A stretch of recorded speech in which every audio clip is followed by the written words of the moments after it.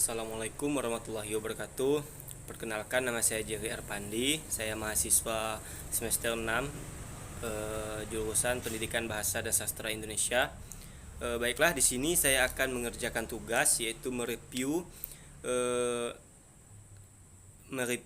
dan mencari unsur-unsur intrinsik yang terdapat di dongeng, cerpen ataupun legenda. Kita pilih salah satunya, yaitu tugas dari dosen pengampu Ibu Saptiana Sulastri, Magister Pendidikan, mata kuliah Sastra Anak. Baik, di sini saya akan memilih cerpen. Cerpennya yaitu saya bacakan atau saya ceritakan terlebih dahulu sedikit cerpennya, nanti saya bacakan unsur-unsur intrinsik yang ada di dalamnya. Baik, langsung saja, yaitu singkat cerita di sini yaitu Arin dan mimpinya. Arin berasal dari keluarga yang cukup harmonis, yang terdiri dari ayah, ibu, dan satu saudara perempuannya, yaitu Rati. Karena keterbatasan dana, sejak SMP, Arin sudah bersekolah jauh dari orang tuanya. Dia tinggal bersama saudara di keluarga ibunya. Seringkali ia merasa ingin bersekolah bersama keluarganya, ibu dan ayah dan satu adiknya, tapi sayangnya ia sudah telanjur meminta kepada orang tuanya untuk tinggal dan bersekolah dengan bibinya yang tinggal sangat jauh dari tempatnya berada. Singkat cerita, 3 tahun sudah berlalu. Arin meminta kepada orang tuanya supaya setelah lulus SMP ia melanjutkan sekolah negeri dekat dengan orang tuanya. Permintaan itu dikabulkan oleh ibunya, tetapi ayahnya sedikit keberatan.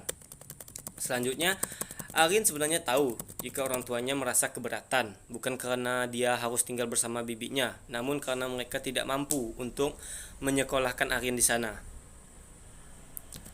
Selanjutnya, bibi Arin pun menyadari apa yang Arin rasakan saat itu. Beberapa hari setelah itu, Arin mendapatkan kabar bahwa di SMA atau di sekolah SMA Negeri 1 Bumi Putra di dekat rumah orang tuanya mengadakan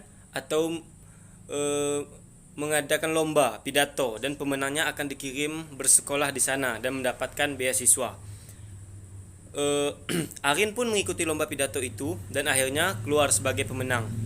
Dia pun memberitahukan kabar gembira itu kepada orang tua dan bibinya. Pada awalnya mereka belum menyetujuinya, namun setelah mendapatkan penjelasan dari Arin, akhirnya permintaannya diperbolehkan oleh orang tuanya dan bibinya. Tapi sayang, pihak sekolah setempat menahan Arin karena prestasi-prestasi dari dirinya. Sekolah tidak mengizinkan Arin pindah ke SMA lain karena ia membawa prestasi cemerlang. Tetapi setelah mendesak kepada pimpinannya, akhirnya Arin diperbolehkan pindah. Ia sangat senang sekali. Ia juga sedih ketika ia berpamitan dengan teman-temannya yang sayang padanya. Selanjutnya, yaitu yang terakhir, ketika masuk tahun ajaran baru, Arin pun bisa kembali berkumpul dengan orang tuanya.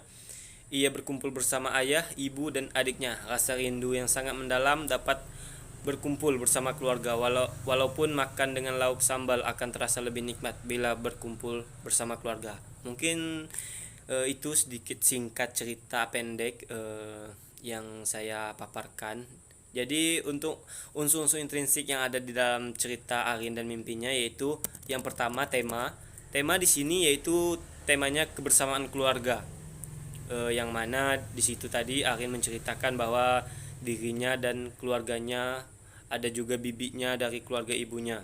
Yang kedua yaitu latar itu latar tempat di rumah bibinya, karena Arin bersekolah di sekolah kampung bibinya. Yang kedua sekolah Arin. Yang ketiga rumah Arin atau rumah keluarganya, yaitu rumah ayah sama ibunya yang di kota. Latar suasana yaitu sedih. Tidak jarang ada kutipan kalimatnya, tidak jarang dia selalu menangis hingga larut malam. Ada juga bahagia. Dia pun memberitahukan kabar gembira itu kepada orang tua dan bibinya ketika dia telah lulus tadi, atau ia memenangkan lomba untuk pindah bisa bersekolah di SMA yang dia inginkan dekat dengan orang tua. Itu adalah latar suasananya bahagia. Ada juga latar suasananya haru. Ia juga sedih ketika ia berpamitan dengan teman-teman yang sayang padanya. Ia berpamitan kepada teman-temannya di sekolah yang lalu, kemudian ia berpamitan untuk ke sekolah yang barunya. Itu haru. Latar waktu malam. Terbukti saat Arin menangis karena rindu keluarganya. Dan pagi hari terlihat ketika Arin mengikuti lomba pidato dan berpamitan kepada temannya. Selanjutnya yaitu alurnya alur maju. Selanjutnya yaitu tokoh Arin. Arin ini sebagai tokoh utama yaitu antagonis, Bibi dan Ayah tritagonis. Tidak ada tokoh antagonis karena konflik yang terjadi adalah konflik batin tokoh utamanya, yaitu konflik Arin sendiri. Penokohan yang pertama yaitu Arin. Arin ini memiliki sifat penyayang, pintar, berkemauan tinggi. Yang kedua Bibi, yaitu penyayang dan baik. Yang ketiga Ayah ini berkepribadian pesimis, baik. Yang keenam yaitu sudut pandang di sini dari cerpen ini yaitu sudut pandang orang ketiga tunggal. Yang ketujuh yaitu gaya bahasa. Gaya bahasa di sini pengarang menyampaikan ceritanya dengan bahasa yang mudah dimengerti tanpa kiasan sehingga cerita mudah dimengerti. Yang terakhir yaitu moral value. Jangan menyerah dengan keadaan karena setiap masalah pasti ada jalan keluarnya. Sekian mungkin tugas yang saya kerjakan. Mohon maaf apabila terdapat banyak kesalahan dan kekurangan. Akhir kata, assalamualaikum warahmatullahi wabarakatuh.